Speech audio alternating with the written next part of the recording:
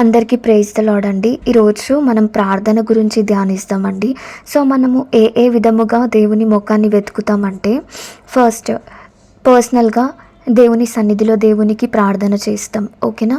Next చర్చ్గా చేస్తాం, ఓకేనా. Next ఫ్యామిలీగా చేస్తాం.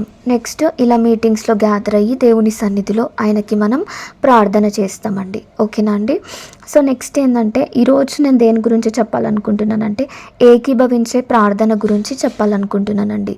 సో దేవుడు మనకి కొన్ని వాగ్దానాలు ఇచ్చారండి.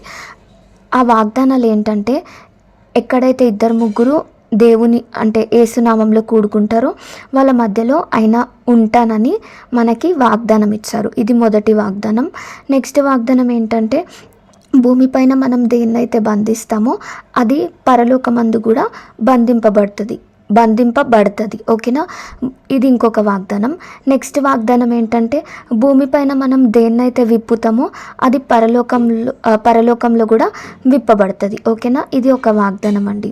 సో ఈ వాగ్దానాలు మన జీవితంలో నెరవేర్చబడాలంటే మనం ఏం చేయాలి, ఏం చేస్తే దేవుడు ఈ వాగ్దానాలు మన జీవితంలో నెరవేరుస్తారు అని మనం చూసుకున్నట్లయితే మనం ఏం చేయాలంటే ఏకీభవించాలండి. ఏకీభవించి దేవుని సన్నిధిలో మనం ప్రార్థన చేస్తేనే ఈ వాగ్దానాలు మన జీవితంలో నెరవేర్చబడతాయండి, లేకపోతే నెరవేర్చబడవు. ఇప్పుడు ఫర్ ఎగ్జాంపుల్ మనం అందరం ఒక చోట కూడుకున్నాము, ఒకరు ప్రార్థన చేస్తున్నారు, ఇంకొకరు సైలెంట్ ఉన్నారు, ఓకేనా. దాని తర్వాత లేదంటే ఒకరు ప్రార్థన చేస్తున్నారు, ఇంకొకరు జస్ట్ పెదవులతో మాత్రం అవును ప్రభువా అని అంటున్నారు, కానీ మనసు మాత్రం ఎక్కడనో ఉంది, ఆలోచనలు మాత్రం ఎక్కడనో ఉన్నాయి. ఇలా అయితే మన జీవితంలో ఈ వాగ్దానాలు నెరవేర్చబడవండి, ఓకేనా అండి. మన జీవితంలో దేవుని వాగ్దానాలు నెరవేర్చబడాలంటే మనం ఏం చేయాలి, ఏక మనసుతో దేవుని సన్నిధిలో ఆయనకి ప్రార్థన చేసేవారిగా ఉండాలండి, ఓకేనా అండి. సో నెక్స్ట్ ఏంటంటే, ఎవరైనా ఉన్నారా దేవుడు ఈ వాగ్దానాలు వాళ్ళ జీవితంలో నెరవేర్చిన వారు అన్నది మనం చూసుకున్నట్లయితే నేను ఇద్దరు గురించి చెప్తానండి. అంటే ముగ్గురు గురించి. ఒకరు పౌలు ఇంకా శీలలు, వీళ్ళిద్దరు. అండ్ నెక్స్ట్ ఒకరేమో పేతురు, ఓకేనా అండి. సో పౌలు శీలలు చెరసాలలో వేయబడ్డప్పుడు వాళ్ళు ఏం చేశారు, ఏకీభవించి పాటలు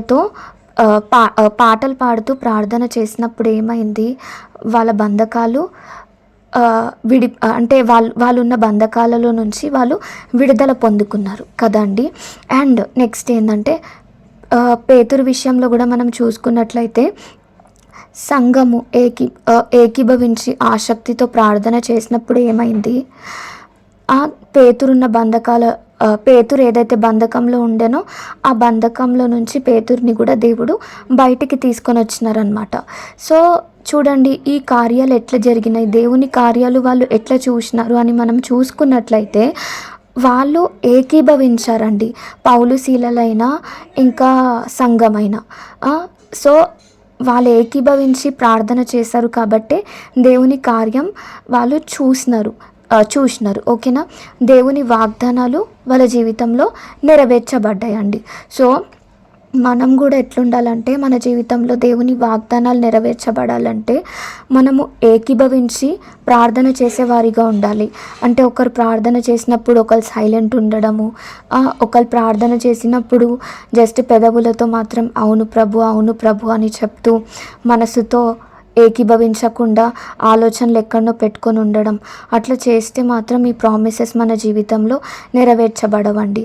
చూడండి, మనము సమాజముగా కూడుకొనుట అస్సలు మానకూడదండి. నిజంగా చెప్తున్నానండి.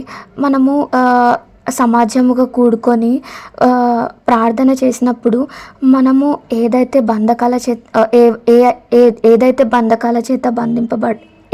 బంధకాల చేత బంధింపబడ్డామో దేవుడు పౌలు శీలల జీవితంలో చేసిన కార్యం, పేతురు జీవితంలో చేసిన కార్యం మన జీవితంలో కూడా చేస్తారండి. ఆ బంధకాలలో నుంచి మనని దేవుడు తప్పకుండా బయటికి తీసుకొని వస్తారండి.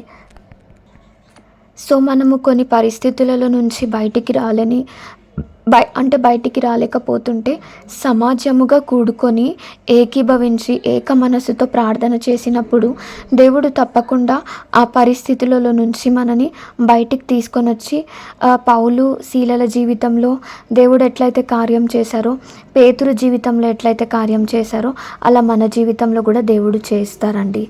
ఈ వాక్యం దేవుడు దీవించునుగాక. ఆమెన్.